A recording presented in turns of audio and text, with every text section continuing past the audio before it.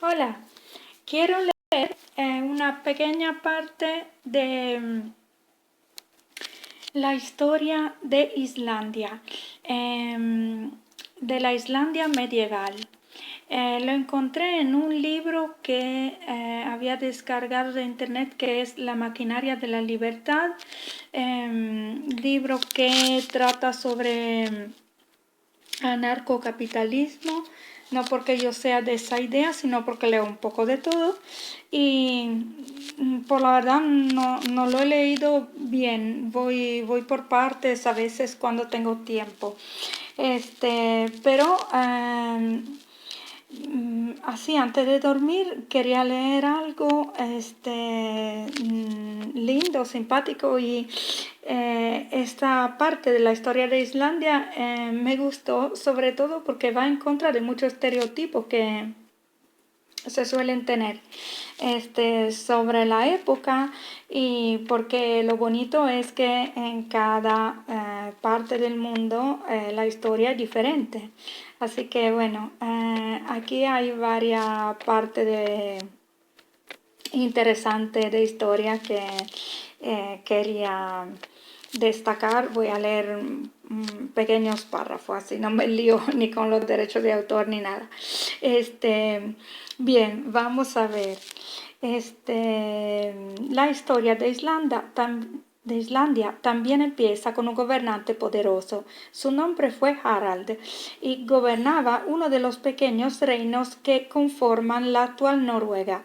Después de que la mujer con la que pretendía casarse le rechazara por ser el monarca de un reino muy pequeño, Harald juró que no se lavaría el pelo ni se peinaría hasta llegar a ser rey de toda Noruega. Durante algunos años le llamaron Harald el Peludo. Tan pronto como finalizó su conquista, se lavó el pelo, impresionando a todos por su buena imagen. Pasó a la historia de Noruega como Harald el de la hermosa cabellera. Lo que Harald estableció no fue solo una única monarquía para toda Noruega, sino también una monarquía con mucho más poder que sus predecesores sobre el pueblo noruego. El cambio no fue bien recibido por todos. Los noruegos del siglo IX se dedicaban principalmente a la agricultura, la ganadería y la piratería. Muchos de los que se opusieron al cambio actuaron en consecuencia. Cargaron los barcos como mejor pudieron con sus familias, criados y parte de sus enseres, y navegaron hacia el oeste. Algunas estimaciones indican que un 10% de la población abandonó el país. Muchos llegaron a Islandia, que acababa de ser descubierta. Este es el comienzo de la historia de Islandia según lo cuentan sus habitantes. El asentamiento comenzó, según fuentes islandesas, en torno al 870 después de Cristo. En el 930 los islandeses celebraron una asamblea en la que acordaron un sistema legal común para toda la isla, basado en las tradiciones legales noruegas, con una gran excepción. Los islandeses decidieron que podían vivir perfectamente sin un rey. La figura central del sistema islandés era el jefe del clan. El término islandés era goi, que originalmente significaba sacerdote pagano. Al parecer, los primeros jefes de clan eran unos pobladores emprendedores que construyeron templos para su uso propio y de su clan, y así llegaron a convertirse en líderes sociales.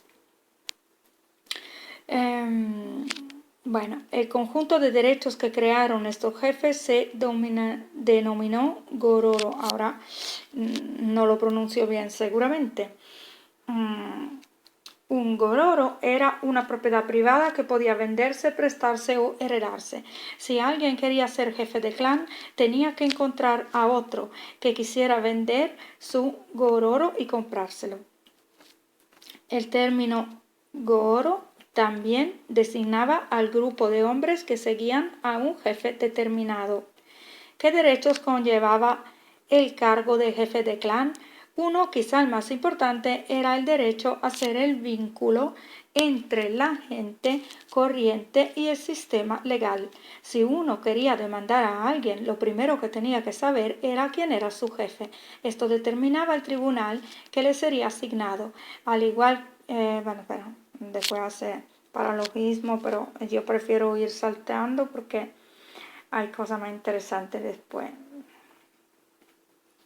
El escrito los poderes legislativo y judicial. Por ejemplo, el sistema legal establecido en el año 930, el gobierno de Islandia tenía un funcionamiento empleado a tiempo parcial, conocido como el portavoz de la ley, y elegido por sorteo por los habitantes de un cuarto para un periodo de 3 años.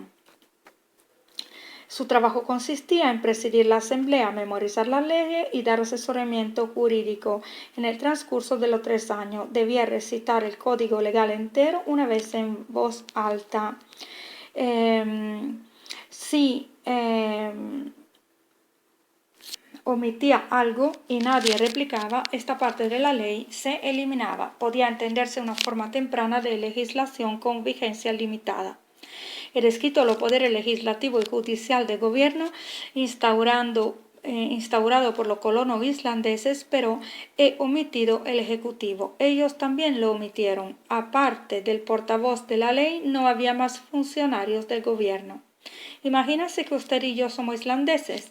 Es el año 1050, usted ha talado árboles en mi bosque, por lo que yo le demando. El tribunal decide a mi favor y le condena a pagar 10 onzas de plata por los daños, pero usted ignora el veredicto.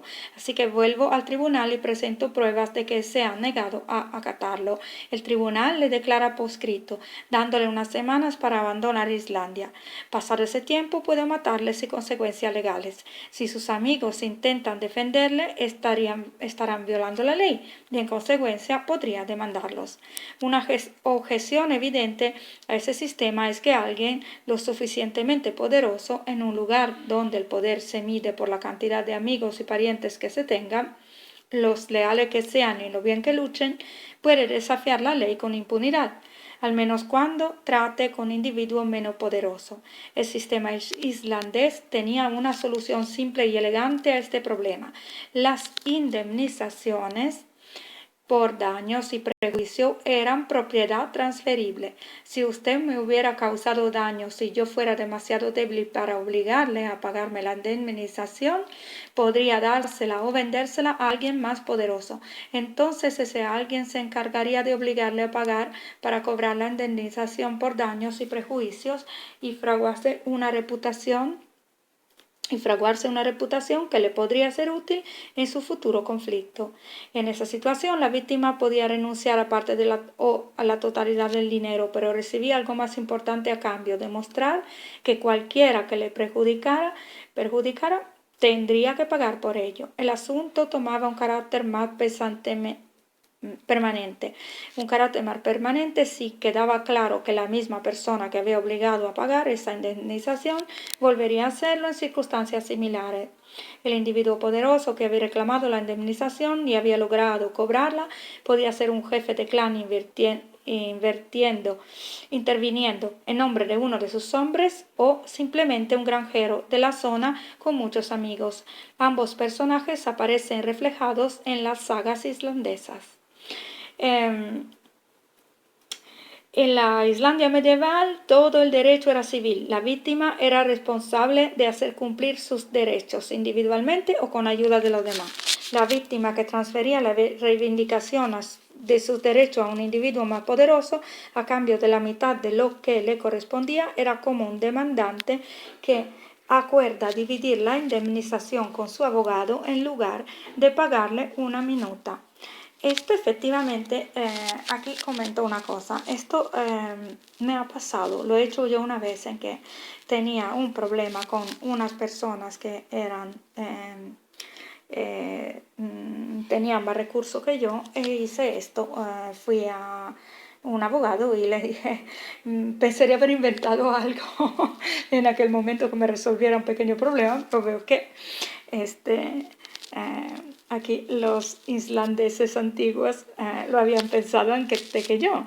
Le dije, si usted me defiende, vamos a ganar la causa porque tengo razón, lo único que los demás ya en este momento tienen más recursos y más poder por otras razones y yo, como vamos a ganar, voy a darle la mitad de lo que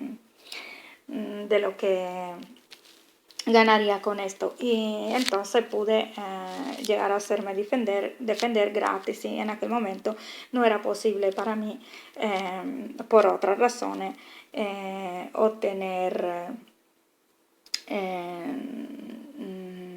una defensa gratuita por otra razón que ahora ni siquiera recuerdo bien todo, pero quiero decir, es bonito ver cómo hay tantas maneras de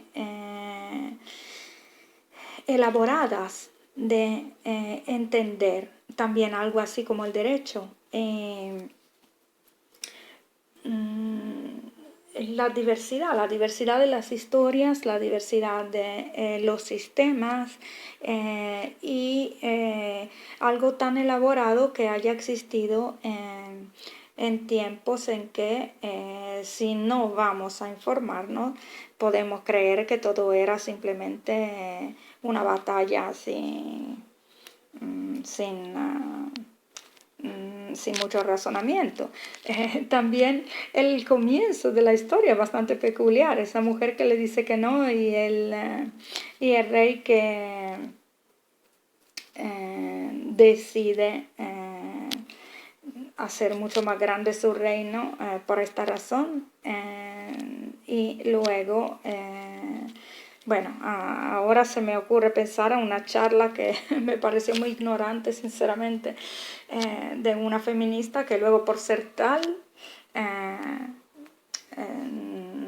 me hizo un poco quedar mal con un amigo, un contacto, porque resulta que parecía defender una causa justa, porque así, con esta actitud que tienen, se le da la razón, pero en realidad pensarlo no. Ella sostenía que técnicamente los príncipes en las monarquías, ella hablaba de los cuentos, y aquí también se habla de cuentos, en cierta manera, de tradición, de cuentos tradicionales. Los príncipes tenían todo el poder y la princesa ninguno estaba. Hay que verlo, porque en realidad no, o sea, quiero decir, la vida de la realeza no es lo más libre que existe. Tienen muchas leyes que respetar dentro de su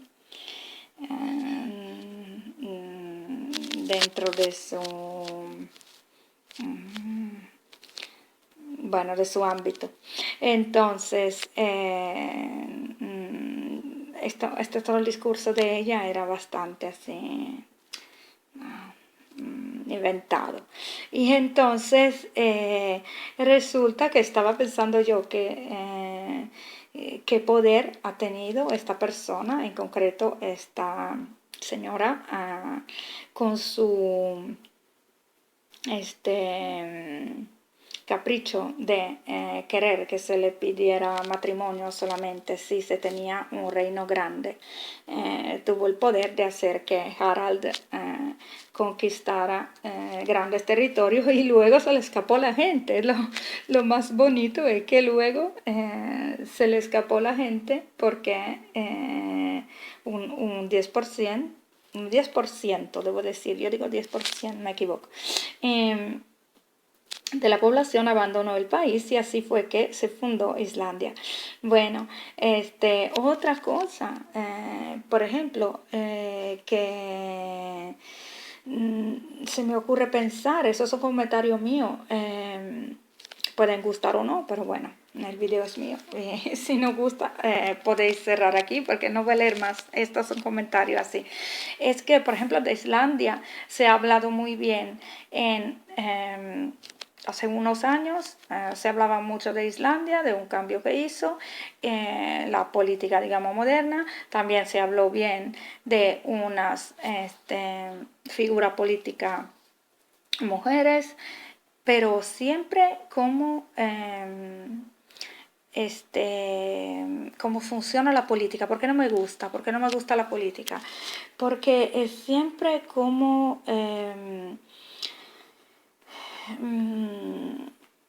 brillar apagando las otras luces. La política es hablar mal de alguien, hacerse bonitos o bonitas, hablando mal o de la política anterior o de la política de los adversarios o incluso en el caso de las políticas mujeres del género de los adversarios. Esto es la novedad que ha llegado con la así llamada igualdad de género, o sea, la imposición de la idea de que hay que tener más mujeres en cargos políticos, digo imposición porque sinceramente yo ya dije en otros videos lo que opino. Yo digo que a mí no me gusta la política, pero poniéndome los zapatos de alguien a quien le gusta, para mí es un fracaso total. Es decir, que cada tipo de persona, no importa si solo por género o otra diferencia, tiene que ser representada en ministerio o figuras políticas para así defender los intereses de sus semejantes, porque esto es absurdo. Es decir, que tener una persona al mando o varias que representen a todo el pueblo es imposible. Este es el fracaso en sí que están decretando de la democracia, que ya yo lo veía bastante mal, porque termina siendo una dictadura de la mayoría. Pero también eso de que todos tengamos que tener a alguien que nos represente significa una falta de empatía total. O sea, si no estoy representada como persona de pelo castaño y de edad entre los 40 y los 50, no puedo hacer valer mis derechos. Eso es terrible. Pero bueno, total. O sea, es una solución que viene de... es una solución ficticia que viene de la admisión de que es imposible hacer funcionar la democracia. Pero bueno, mi idea, entonces, quien no me conoce dirá cuál es. Mi idea es simplemente la de volver a tener lo que creo que mejor funciona. Son grupos pequeños y muy diferentes entre sí. Lo que se ve en las zonas donde todavía hay aborígenes, por ejemplo, grupos más pequeños con unas maneras de concebir un gobierno totalmente diferente una de la otra, de manera que simplemente a quien no le gusta cómo funciona el grupo donde se encuentra pueda irse a otro o fundar su propio grupo. Esto es posible donde todavía no hay gobiernos muy grandes, pero claro, siempre menos porque se invaden esos territorios o se pasa por encima del todo de los derechos de los que pueblan estos territorios porque no se reconocen como ciudadanos. Eso es terrible. Pero bueno, ir a ver cada pedacito de historia. Hemos hablado en videos anteriores de la Cataluña antigua, hemos hablado de Andalucía antigua, ahora aquí se habla de Islandia medieval. O sea, todas esas son fragmentos que nos hacen ver cómo la gente antes de tener organizaciones grandísimas, globales, como por ejemplo la ONU, etcétera, tenían su propia manera de gobernarse, resolver los problemas y así. A cierto punto aquí, hacia el final de la historia, dice que prácticamente aquí está. Decía que en la Islandia medieval se hacía una distinción entre homicidio y asesinato. El asesinato era considerado una deshonra y era matar a alguien y no y huir, y esconderse, no admitirlo. Mientras que el homicidio era algo por lo cual uno iba a juicio y que el homicida admitía. Y dice que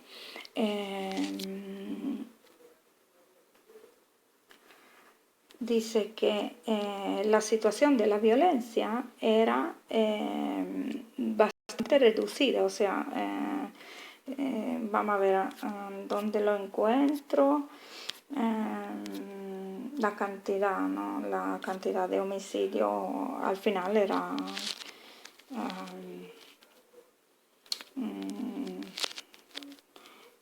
vamos a ver, era bastante pequeña, y que en vez era más, había más peleas en Inglaterra, por ejemplo, y en otras partes. Ahora no lo encuentro, pero no importa, quien quiera puede ir a leer el texto directamente. Yo estaba aquí por encima. Una duda, no, ampliarse, si aquí dice sí. Después dice que las sagas que quedaron aquí. Una vez intenté calcular a grandes rasgos la importancia de Islandia para nuestra civilización, en parte para poder responder a unos amigos que se preguntaban cómo podía interesarme una época y un lugar tan desconocidos. Lo hice contando los archivadores del catálogo de dos grandes bibliotecas universitarias de Estados Unidos, supongo, para estimar cuántas fichas correspondían a libros clasificados bajo los epígrafos de Islandia o lengua islandesa. Resultó ser un 0,1%, o lo que es lo mismo, un libro de cada 1000. Es una fracción muy pequeña en una biblioteca, pero representa una gran influencia tratándose de 70.000 personas de hace 700 años. 700 años. Sí, además hay una cosa que dice aquí, por ejemplo, dice que de las sagas que se escribieron, los cuentos tradicionales, se han traducido al inglés y publicado en la edición de bolsillo alrededor de media docena, quizá más, unos 700 años después de que fueran escritas. Las mejores son mejores historias y están mejor escritas que la gran mayoría de lo que se publica hoy en día. Esta es, en mi opinión, la belleza de la diversidad, de las posibilidades, de